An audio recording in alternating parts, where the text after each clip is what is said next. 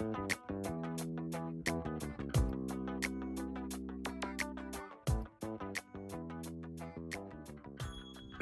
I'm Forrest, and this is the Cannabis Solution. If it's your first time, welcome to the show. If it's not, thanks for coming back. Today, I want to talk about the Safe and Fair Banking Act and its effects that it could possibly have on the cannabis industry in the United States. This act is currently working its way through Congress, and we are hoping it will pass with the current stimulus bill, which is working again its way through Congress.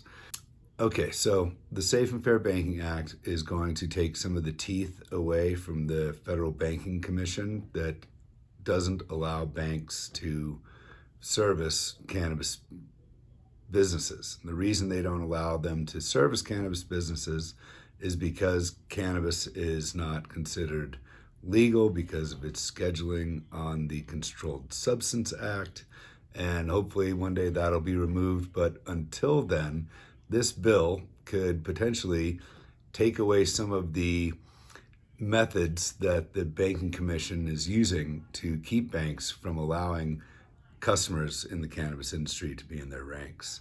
One of the first things that the Commission does is they encourage banks not to service cannabis businesses. And the reason they do that is because it's federally legal based on their on the scheduling, like I said a minute ago. Now, the second thing they do is they say, well, we suggested you don't do that, and some banks maybe do it, and they have a high fee. And so then the Banking Commission puts a whole bunch of regulations on them, and they start really starting to audit them and kind of really look over their shoulder, making sure that they're following all the ridiculous amounts of paperwork that are required. And this causes the bank to have to hire more people, take more time putting into those accounts, and therefore charge the cannabis businesses more money to hold their capital there. Now, again, the reason that it needs to be removed is so that that cannabis businesses need to use banks so that they don't always have to work in cash, because that's one of the most dangerous things about being in the cannabis industry. Imagine running a business where all you can do is have cash, and you can't take it to a bank to put it into a safe place. You have to keep it in a safe holding area. You have to keep it in a safe. You have to pay for everybody with cash. You can't write checks. You can't use credit cards. You can't use your debit card. It really hinders the progress of the business. And then it also puts a big risk of always having to carry cash around, and you can either lose it or you're subject to being robbed. Now, of course, there have been lots of businesses that have popped up in security, taking care of people's cash, transporting cash to the businesses or the banks that will allow those businesses. But again, it'd be much easier if the federal government would just allow the Safe and Fair Banking Act to pass, and then all banks could start bringing that capital in. Dispensaries could start receiving their payment in checks. They could start making payments in checks. They wouldn't have to pay large amounts of fees to the banks in order to get access to those kinds of services.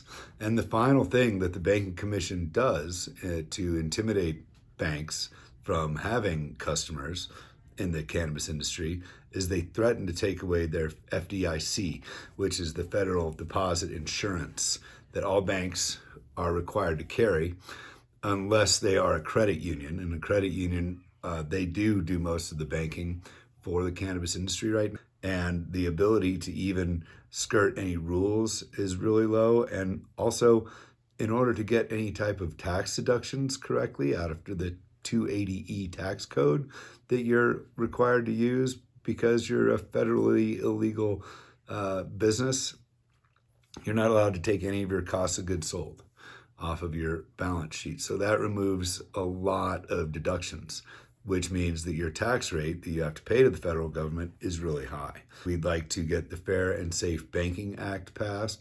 Recently, we saw the research bill passed, so that is going to be great. There's going to be a lot of opportunity for people to get into the industry and grow cannabis and do tests on it, and we can all learn from this and obviously have more impact, positive impact on the world with the use of cannabis. Okay, let's talk about the Banking Commission and what's important about this bill. The current Banking Commission chairman is Mike Crapo, and he is from Idaho. He's Republican, and he has been very difficult to work with. He believes things like that cannabis and THC content should be below 2%, where 3% is the federal level for the Farm Bill, which allows cannabis hemp to be grown, manufactured into products nationwide. Now, the new fella coming in is Pat Toomey. He comes out of Pennsylvania, and Pat Toomey has a much better perspective on the needs for the Safe Banking Act, and he has a much better understanding of the cannabis industry and where it can go to actually help the country by increasing wages, lowering the national debt, and also taking a lot of the criminal aspect away from the industry as it sits. So there is a quick what's what about the Safe and Fair Banking Act. I hope you found this video informative and useful. If so, please smash the like button. Also, please like and subscribe and get notifications. I'm going to be trying to do videos at least weekly to give industry news and also insights from my experience in the cannabis industry. So I look forward to seeing you again here on The Cannabis Solution.